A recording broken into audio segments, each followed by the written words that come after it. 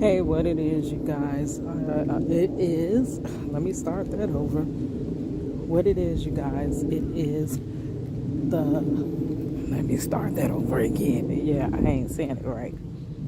Hey, what it is, you guys? It's your girl Cadillac. It is the third day of Vlogmas. I am Cadillac Dixon, the Draw My Life Prison Life. I am the legally blind artist that is rapping, hand painting for justice, hoping to see justice before it all fades to black. Yeah, it's your girl Cadillac. So out here, this is how I'm starting my day. I really just woke up, to be honest with you. Hope my little lips ain't ashy. That's the most ashiest part of my body is my darn lips, and then around my nose and stuff. But yeah, so I'm just getting my walk in.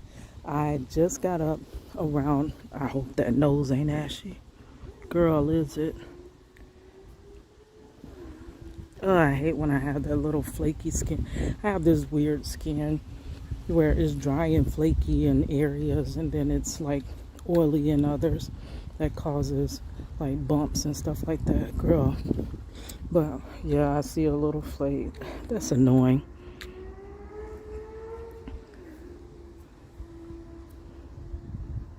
I put on lotion.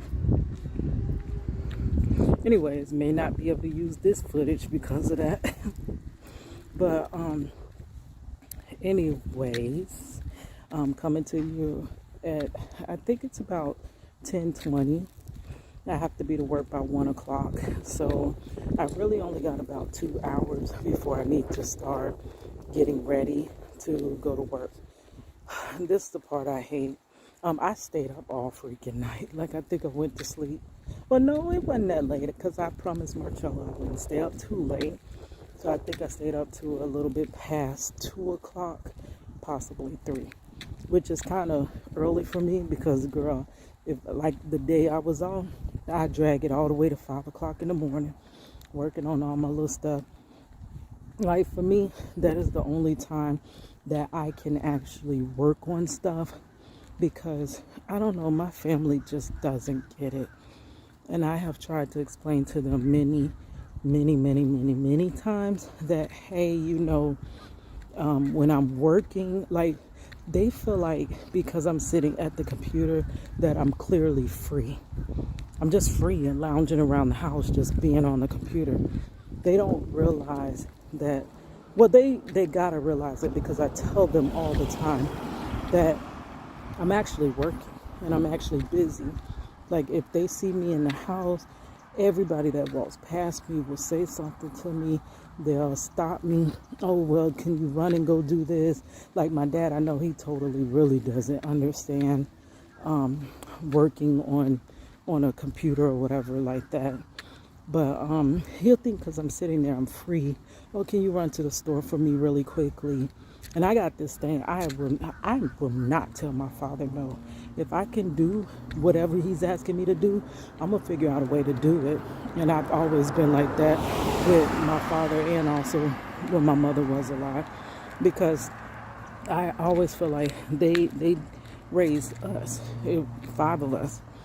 And they gave their lives to raise us. It wasn't easy. It wasn't, no, I see my mother stressed out 24 hours a day going crazy. And my dad, I see him work from morning to night. He was a construction worker. He would work from the break of dawn and it'll be nighttime before he come home. He'd be working all that overtime and then he turn around and do it the next day. So all my dad did was work and take care of us, like financially and stuff like that. My mother, she worked her life away and also taking care of all them bad kids. Oh my gosh, they weren't even like behaved kids. So they struggled for me. So you can never repay your parents. There's no way to ever repay your parents. So for me, if there's something I can do, I'm going to try to do it because I know I can never repay them. But, you know, but it kind of messes with my business. Like my phone, what happens with my phone is my family, for some reason, they know my exact schedule. Like when I get off, they'll call me immediately as soon as I get off. That dog always be trying to tear me up. As soon as I get off, like before I can even get to the car, they're calling me. And it's not just one, it's one, then the next family member, then the next family member. And I'm like, well, dang, don't you think, I mean, I would put myself in, I always put myself in other shoes. And I'd be like, if that person just got off, do you think that they would like to be talking right now? Maybe they would like to get themselves settled, get home, relax. And my calls usually be, oh, Kita, can you hurry up and do this real quick before you get home? Or can you do this? Or can you do that?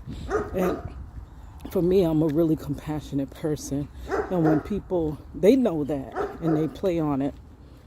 And when people need something, if it's in my power to help you, I feel like so totally bad if I don't help you. Which, per my Sean Kennel courses, one of the instructors always says, if you say yes to someone else, you're actually saying no to yourself. So every time I'm running, helping somebody else, doing something for somebody else, I'm saying no to me. I'm saying no to Project Reach the World. I'm saying no to my husband coming home because I'm spending my time with them. And then by the time I do what I needed to do for them, I'm too tired to do my own stuff. Like my life, the way it really goes is that I make sure everybody else's tasks are complete, help them. But then when it comes down to the things I need to do, I'm rushing because it's crunch time. I got to get it done. I don't even have enough time. Sorry, the storage went full. But yeah, I don't even have enough time to complete the task I need to do. That's why everything in my life feels behind and rushed. Anything I'm doing, I'm running, I'm ripping, I'm trying to zoom around cars to get where I need to go. I'm always late. And the reason I live in that manner is because most times my time I've given to another being. And I'm okay with that. It's just you be thinking that if I, did all I could, move mountains to help you, I be thinking, which is crazy backwards thinking, that okay, if I took you somewhere, and I didn't have time like that. But if I took you somewhere and I'd be like, I don't care about gas. If I got money in my car, like gas in my car and stuff like that, I'll just do it. I don't always have my hand out for gas money and stuff like that. I mean, if I can't really do it, or if it's a lot that you asking me, then yeah, okay. But most times I'll do stuff just to do it. Like if I can do it, I'll just do it. And I be thinking that these same people that I help gonna be like, dang, Kita helped me all the time. I can pick up that phone any time of day and Kita's gonna be there. Like Kita's gonna help me. Maybe I should help her back when she's asking for me to just watch her video. Or when she's asking to share a petition. I'm like, these are easy things. It don't take no manpower to watch one of my videos. And I know my family really doesn't support. They tell me they do. But I never take things by what people say. I always take things by what people do. So to me, that doesn't look like you care a lot. So I mean, you can tell me all day long, I love you, Kita, I love you, I love you, I love you, and it doesn't mean a thing. I'll still think that you don't care too much about me because I analyze your actions. And for me, if it was another say I was somebody else, I wasn't Kita, and I was viewing Kita's life from an outward perspective.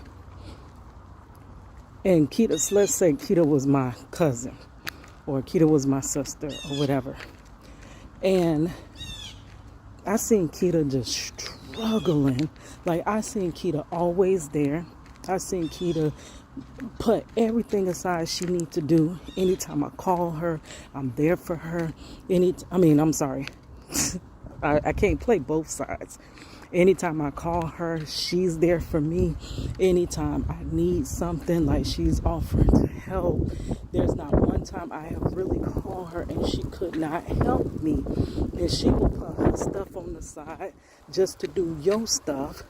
And it's like, I would be like, dang. And then I would want the best for her. Like, I would be like, I want to see Keita smile again.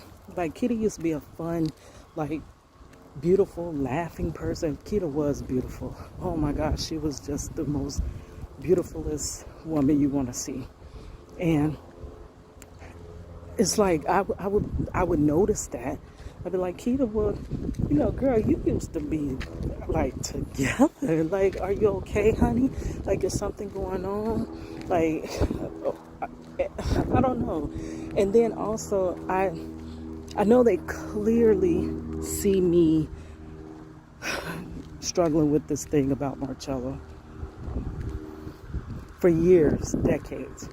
And the thing is, I have a few family members that just now last year started actually listening to me when I was saying that Marcello's wrongfully convicted. Like, I've said this for many, many years. And I feel like with their help, we can get this story broken and out around around, at least in Orlando. That's all we got to do is break this story in Orlando. That's all we need. And if my family would help me, I know it could happen. But we're back to me being Keita's cousin. So if I was Keita's cousin, I'd be like, dang, all that girl really want to do is be happy. Like, I'm living my best happy life. I'm with whoever I want to be with. Let me see if I can help my cousin out or my sister out or something like that. Let me share her.